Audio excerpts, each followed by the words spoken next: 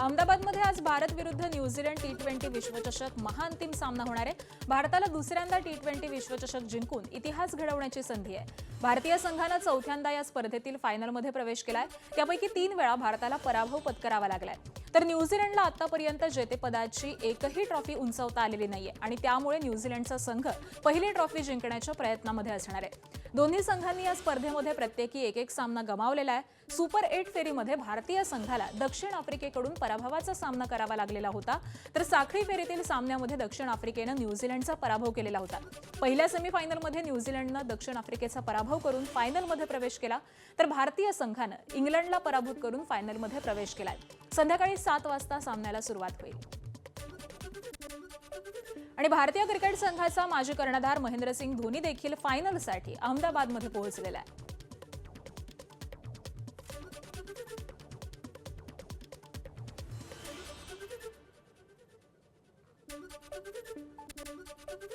भारत विरुद्ध न्यूझीलंड सामन्यासाठी विशेष रेल्वे सोडण्यात आल्यात, तर हा सामना पाहण्यासाठी पोहोचलेल्या चाहत्यांनी टीम इंडियाच्या विजयाचा विश्वास व्यक्त केलाय।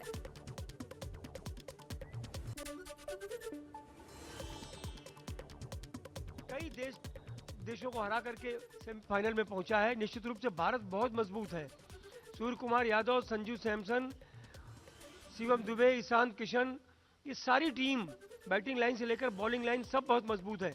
हमारी एक और ईश्वर से प्रार्थना, और ये खास करके भारतीय क्रिकेट टीम के जो हाईएस्ट लोग हैं, जो उच्च अधिकारी हैं, उनसे निवेदन है कि कुलदीप यादव को जरूर खिलाएं। हमारे कानपुर का है, स्पिन की भी जरूरत है। स्पिनर्स को बहुत सारे लोग नहीं खेल पाते हैं। कई देश टीम इंडियाच्या विजयासाठी होम हवन करण्यात येत आहे। उत्तर प्रदेशातील वाराणसीमध्ये विजयासाठी प्रार्थना करण्यात आली आहे।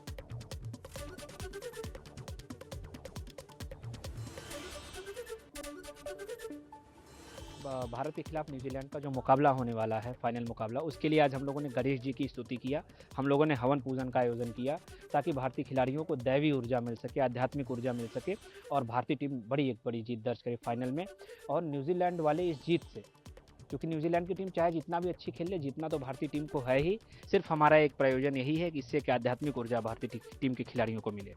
होएगा एक तरफा, पता है हम लोग को पहले से ही कि इंडिया जीतेगी, और हार्दिक पांड्या जैसे बल्ला यादव बोलेगा, और बुमराह से हमको उम्मीद है कि जैसे अभी फिलहाल मैच गया है वैसे विकेट निकाले, और हार्दिक पांड्या से ज़्यादा उम्मीद है कि वो अपने बॉलिंग से इंडिया को जीत दिलाए। आणि उत्तर प्रदेशातील अयोध्येमध्ये देखील टीम इंडियाच्या विजयासाठी प्रार्थना करण्यात आली आहे।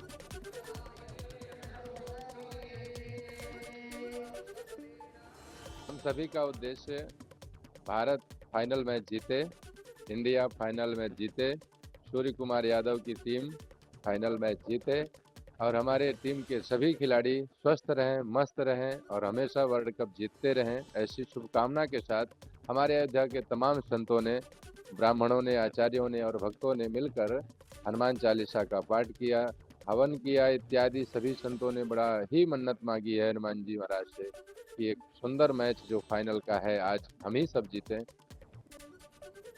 आज गुजरातच्या अहमदाबादमधील नरेंद्र मोदी स्टेडियमवरती भारत विरुद्ध न्यूझीलंड यांच्यामध्ये टी20 विश्वचषकातील अंतिम सामना होणार आहे। हा सामना पाहण्यासाठी महाराष्ट्रातून क्रिकेट चाहते अहमदाबादला जाणार आहेत आणि त्यामुळे मुंबई आणि पुण्यामधून विशेष रेल्वे सोडलेल्या आहेत।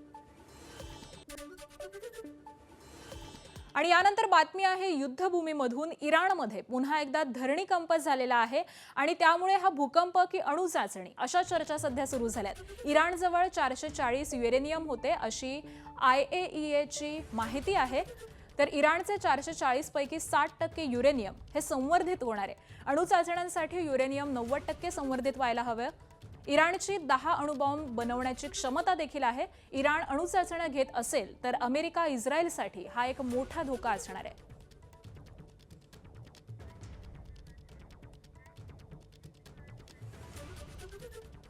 आणि 9व्या दिवशी देखील इराण युद्धामध्ये हल्ले आणि प्रतिहल्ले हे सुरूच आहेत। तेहरानमध्ये बॉम्ब वर्षाव झालेला आहे। कित्येक शहरातल्या तेल डेपोंना देखील लक्ष्य बनवण्यात आलेलं आहे। लेबनॉनमध्ये रात्री उशिरा झालेल्या हल्ल्यामध्ये आतापर्यंत 45 जण हे ठार झालेले आहेत। लेबनॉनमध्ये सातत्याने हल्ले सुरू आहेत आणि इथले जे तेल डेपो आहेत या डेपोंना देखील लक्ष्य करण्यात आलेलं आहे। तर रात्री उशिरा देखील हल्ला झालेला आहे। या हल्ल्यामध्ये जवळपास 45 जण मृत्युमुखी पडलेले आहेत।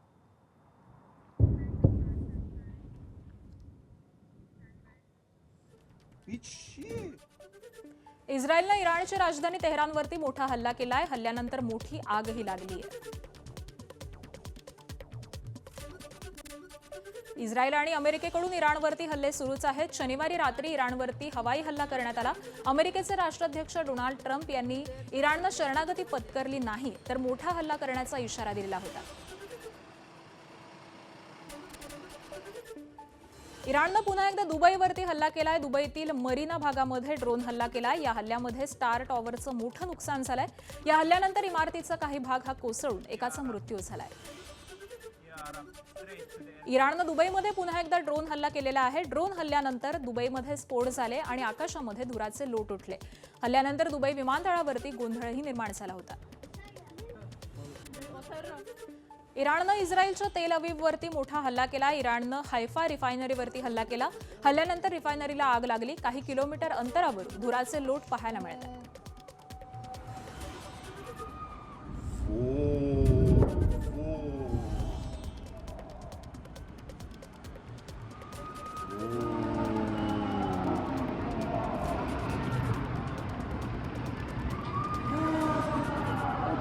نزدیک پالایشگاه شهرده امروز شنبه یادم رفت 14-15 اسفند زد نابود کرد ساعت 10 شب دقیقا شهرده. आपत्कालीन परिस्थितीत काही जण वैयक्तिक फायदा मिळवण्याचा प्रयत्न करतात तर मोजके काही लोक असतात ते इतरांना मदत करण्यासाठी पुढे येतात. अशाच एका अनिवासी भारतीयानं आखातातील युद्धामध्ये अडकलेल्यांची मदत केली आहे. अडकलेल्या नागरिकांसाठी त्यांनी UAE मधील आपल्या फार्म हाऊसमध्ये आश्रय दिलाय. या कठीण काळामध्ये धीरज जैन हे देवदूताप्रमाणे धावून आलेले आहेत. त्यांनी युद्धामध्ये अडकलेल्यांसाठी केवळ राहण्याची नाही तर जेवणाची देखील व्यवस्था आपल्या फार्म हाऊसमध्ये केलेली आहे. इराण अमेरिका युद्धाचा फटका अनेक पर्यटकांना देखील बसलाय. दुबईमध्ये अजून देखील अनेक भारतीय अडकलेत.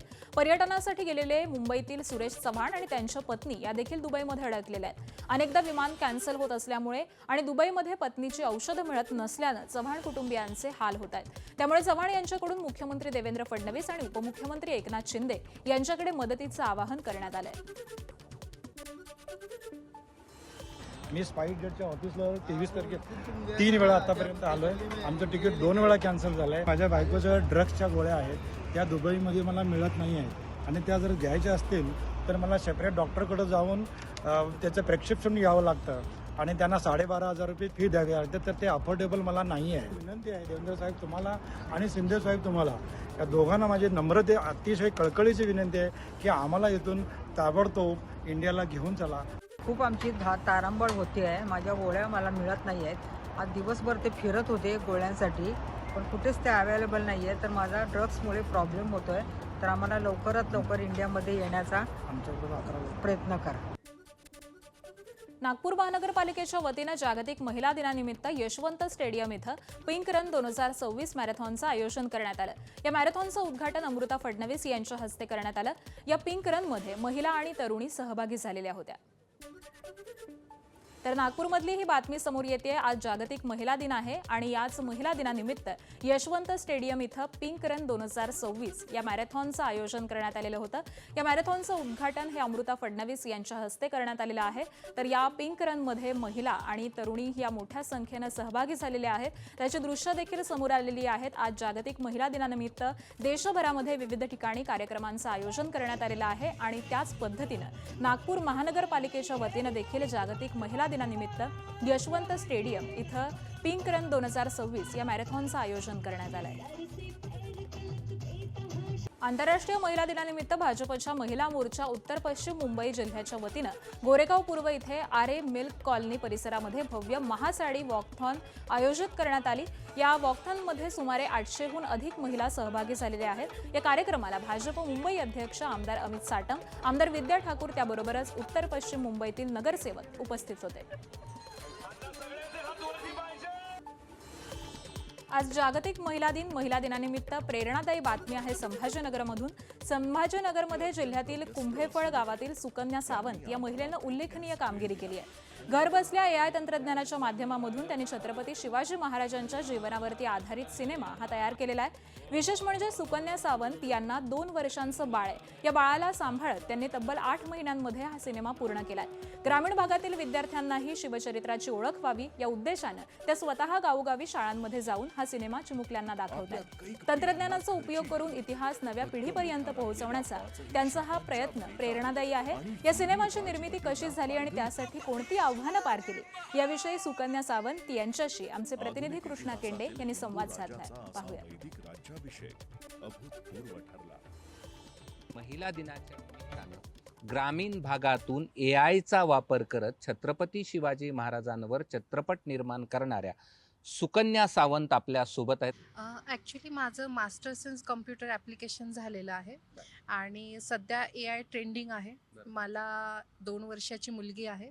मी जुलै 2025मध्ये या चित्रपट निर्मितीचा म्हणजे एक जो थॉट होता, ब्लू प्रिंट होती डोक्यामध्ये, ती तेव्हापासून स्टार्ट केलं. ॲक्च्युली तेव्हा माझी मुलगी 14 महिन्यांची होती आणि तिला म्हणजे तिचा विषय असा की ती मोबाईल बघितल्याशिवाय जेवण करत नाही. तर मी विचार केला की हिला त्यातल्या त्यात मग मी काय प्रोडक्टिव्ह देऊ शकते, म्हणजे एक आई म्हणून मी हिच्या संगोपनासाठी मी हातभार कसा लावू शकते.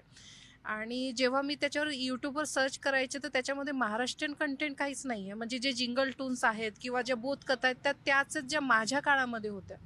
मग मी विचार केला की आता एक आई म्हणून हिला आपण काय देऊ शकतो. आणि जेव्हा आई किंवा बाल संस्कारांचा विषय येतो तेव्हा महाराजांशिवाय दुसरं कुठलंच व्यक्तिमत्व तेवढं साजेसं कुठल्याच महाराष्ट्रातल्या व्यक्तीच्या मनात येत नाही.